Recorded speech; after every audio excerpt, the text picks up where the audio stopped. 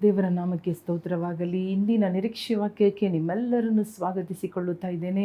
ಇಂದು ಕೂಡ ನಿಮ್ಮನ್ನು ಭೇಟಿಯಾಗುವುದು ದೇವರ ಕೊಟ್ಟ ಒಂದು ಸೌಭಾಗ್ಯವಾಗಿದೆ. ಹಾಲೆಲೂಯ. ನಿಮ್ಮೊಟ್ಟಿಗೆ ಮಾತನಾಡುವುದು, ಪ್ರತಿದಿನ ದೇವರ ವಾಕ್ಯ ನಿಮಗೆ ಹೇಳುವುದು, ಅಂದರೆ ದೇವರು ಹೇಳಿದ್ದನ್ನು ಹೇಳುವುದು ನನಗೆ ದೇವರು ಕೊಟ್ಟ ಒಂದು ಕೃಪೆಗಾಗಿ ಸ್ತೋತ್ರ ಮಾಡುತ್ತಾ ಇದ್ದೇನೆ. ಇವತ್ತು ಕೂಡ ನಾವು ನೋಡೋಣ, ನಾವು ಕಳೆದ ದಿನಗಳಲ್ಲಿ ದೇವರು ನಮ್ಮಿಂದ ಎದುರು ನೋಡುವ ಕಾರ್ಯಗಳನ್ನು ನಾವು ನೋಡುತ್ತಾ ಬಂದೆವು. ಯಾವ ರೀತಿಯಾಗಿ ನಾವು ದೇವರಿಗಾಗಿ ಎದ್ದೇಳಬೇಕು, ಪ್ರಾರ್ಥನೆ ಮಾಡುವವರಾಗಿರಬೇಕು. ಮೂರನೆಯದಾಗಿ ನಾವು ದೇವರನ್ನು ಅಂಟಿಕೊಳ್ಳುವವರಾಗಿರಬೇಕು. ಇವತ್ತು ನಾವು ನೋಡಲಿದ್ದೇವೆ. ಇವತ್ತಿನಿಂದ ನಾಲ್ಕನೆಯದಾಗಿ ದೇವರ ವಾಕ್ಯವನ್ನು ಯಾವ ರೀತಿಯಾಗಿ ನಮ್ಮ ಒಳಗಡೆ ನಾವು ಹೀರಿಕೊಳ್ಳಬೇಕು, ದೇವರ ವಾಕ್ಯವನ್ನು ಆಹಾರವಾಗಿ ನಾವು ಯಾವ ರೀತಿ ನಾವು ತಿನ್ನುವವರಾಗಿರಬೇಕು. ಆ ದೇವರ ವಾಕ್ಯ ನಮಗೆ ತುಂಬ ತುಂಬ ಪ್ರಾಮುಖ್ಯವಾದ ಒಂದು ವಿಷಯವಾಗಿರಬೇಕು. ದೇವರ ವಾಕ್ಯವನ್ನು ಕೇಳುವುದು ಮಾತ್ರವಲ್ಲದೆ ದೇವರ ವಾಕ್ಯವನ್ನು ಮಾಡುವವರಾಗಿ, ಅಂದರೆ ಅದನ್ನು ಅನುಸರಿಸುವವರಾಗಿ, ವಿಧೇಯರಾಗುವವರಾಗಿ, ಅದನ್ನು ನಾವು ಮಾಡುವವರಾಗಿ ಇರಬೇಕೆಂಬುದಾಗಿ ನಾವು ನೋಡೋಣ. ಯಾಕಂದರೆ ದೇವರ ವಾಕ್ಯ ಒಂದೊಂದು ಕೂಡ ದೇವರ ಬಾಯಿಂದ ಬಂದ ವಾಕ್ಯವು. ಹಲ್ಲೆಲೂಯಾ.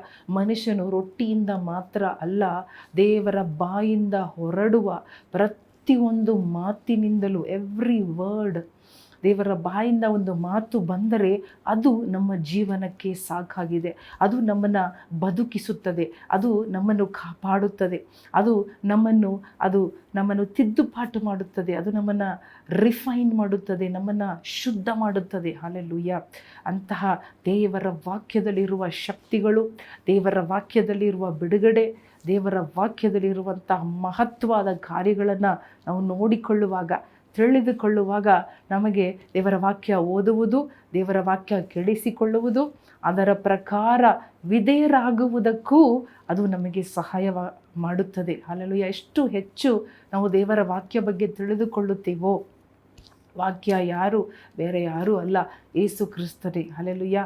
ಹಲ್ಲೆಲೂಯಾ. ಆದಿಯಲ್ಲಿ ವಾಕ್ಯ ಇತ್ತು, ಆ ವಾಕ್ಯ ದೇವರ ಬಳಿಯಲ್ಲಿತ್ತು, ಆ ವಾಕ್ಯನೇ ಮಾಂಸವಾಗಿ ಈ ಭೂಮಿಗೆ, ಯೇಸು ಸ್ವಾಮಿ ಎಂಬ ರೂಪದಲ್ಲಿ ಈ ಭೂಮಿಗೆ ಬಂತು. ಹಲ್ಲೆಲೂಯಾ.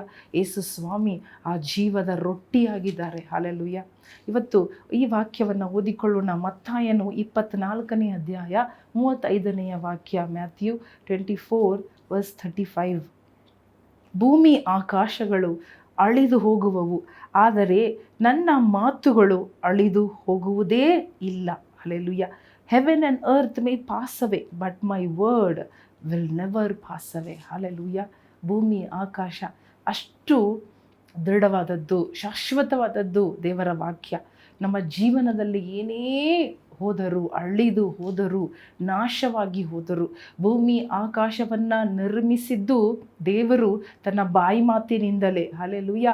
ತನ್ನ ಬಾಯಿ ಮಾತಿನಿಂದ ನಿರ್ಮಿಸಿದ ಆಕಾಶ, ಭೂಮಿ ಕೂಡ ಒಂದು ವಸ್ತ್ರದ ಹಾಗೆ ಹರಿದು ಹೋಗುತ್ತದೆ, ಅವು ಅಳಿದು ಹೋಗುತ್ತದೆ. ಆದರೆ ಹಲ್ಲೆಲೂಯಾ, ದೇವರ ವಾಕ್ಯ, ದೇವರ ಬಾಯಿಂದ ಬರುವ ಮಾತುಗಳು, ಇವತ್ತು ನಿಮ್ಮ ಸಂಗಡ ದೇವರು ಮಾತನಾಡುವ ಮಾತುಗಳು ಎಂದಿಗೂ ಅಳಿದು ಹೋಗುವುದಿಲ್ಲ. ಅದು ಶಾಶ್ವತವಾದ ಮಾತುಗಳು. ಹಲ್ಲೆಲೂಯಾ. ಸೊ ನಾವು ದೇವರ ಮಾತುಗಳಿಗೆ ಎಷ್ಟು ಕಿಮ್ಮತ್ತು ಕೊಡಬೇಕು, ಎಷ್ಟು ಮೊದಲು ಸ್ಥಾನ ಕೊಡಬೇಕು, ಎಷ್ಟು ಅದನ್ನು ನಮ್ಮ ಕಣ್ಣು ಮುಂದೆ ಇಟ್ಟುಕೊಳ್ಳಬೇಕು. ಅದನ್ನು ಬಿಟ್ಟು ಎಡಕ್ಕಾದರೂ ಬಲಕ್ಕಾದರೂ ತಿರುಗಬಾರದು ಎಂಬುದಾಗಿ ನಾವು ತಿಳಿದುಕೊಳ್ಳೋಣ. ನಮ್ಮನ್ನು ಈ ದೇವರ ವಾಕ್ಯದ ಒಂದು ಅವಶ್ಯಕತೆ, ನೆಸೆಸಿಟಿ, ಅದು ಬರೀ ನೆಸೆಸಿಟಿ ಮಾತ್ರ ಅಲ್ಲ, ಅದುವೇ ನಮಗೆ ಆಹಾರ, ಅದುವೇ ನಮಗೆ ಜೀವನ. ಹಲ್ಲೆಲೂಯಾ. ಹಲ್ಲೆಲೂಯಾ. ಅದು ನಮಗೆ ಜೀವ ಕೊಡುವಂಥದ್ದಾಗಿದೆ. ಅದು ನಮ್ಮ ಜೀವನವನ್ನು ಸಾರ್ಥಕ ಮಾಡುವಂತಹ ಮಾತುಗಳು, ಸತ್ತು ಹೋಗೋವ್ರನ್ನ ಬದುಕಿಸುವ ಮಾತುಗಳು.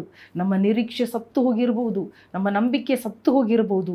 ಹಲ್ಲೆಲೂಯಾ. ಎಲ್ಲವೂ ಹಾಳಾಗಿ ಅಳಿದು ಹೋದರು, ದೇವರ ವಾಕ್ಯ ಬರುವಾಗ, ದೇವರ ವಾಕ್ಯ ಹೇಳುವಾಗ, ದೇವರ ವಾಕ್ಯ ನಮಗೆ ನೇರವಾಗಿ ಬರುವಾಗ ಅದು ನಮ್ಮನ್ನು ಬದುಕಿಸುತ್ತದೆ. ಹಾಲೆಲೂಯ. ಕಣ್ಣು ಮುಚ್ಚಿ ಪ್ರಾರ್ಥನೆ ಮಾಡೋಣ.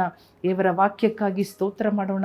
ದೇವರು ಪವಿತ್ರಾತ್ಮನಿಂದ ಬರೆದು ನಮ್ಮ ಕೈಯಲ್ಲಿ ಕೊಟ್ಟಿರುವ ವಾಕ್ಯಗಳಿಗಾಗಿ ಸ್ತೋತ್ರ ಮಾಡೋಣ. ದೇವರೇ, ನಿನ್ನ ವಾಕ್ಯಗಳು ಎಂದಿರುವುದು ಸ್ವಾಮಿ. ಅಪ್ಪ, ನಾಶವಾದ ಅಳಿದು ಹೋದ ಕಾರ್ಯಗಳನ್ನು ಬದುಕಿಸುವ ನಿನ್ನ ವಾಕ್ಯಕ್ಕಾಗಿ ಸ್ತೋತ್ರ.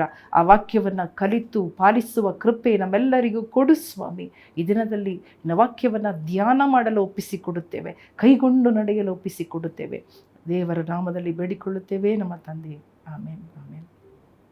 ಪ್ರಿಯ ಸಹೋದರ ಸಹೋದರಿಯರೇ, ದೇವರ ವಾಕ್ಯ ತುಂಬ ಅದು ಉಚಿತವಾಗಿ ದೇವರು ನಮ್ಮ ಕೈಯಲ್ಲಿ ಕೊಟ್ಟಿರುವ ಈ ಸತ್ಯವೇದ, ಇದರಲ್ಲಿ ಬರೆಯಲ್ಪಟ್ಟಿರುವ ಪವಿತ್ರಾತ್ಮ ಪ್ರೇರಿತವಾದ ದೇವರ ಬಾಯಿಂದ ಬಂದ ಒಂದೊಂದು ಮಾತುಗಳು ನಿಮ್ಮ ನನ್ನ ಉಪಯೋಗಕ್ಕಾಗಿಯೇ ಬರೆಯಲ್ಪಟ್ಟಿದೆ. ಇದಕ್ಕೆ ನಾವು ಓದಿ ತಿಳಿದು ಪಾಲಿಸುವಾಗ ನಮ್ಮ ಜೀವನ ಬದಲಾಗುತ್ತದೆ.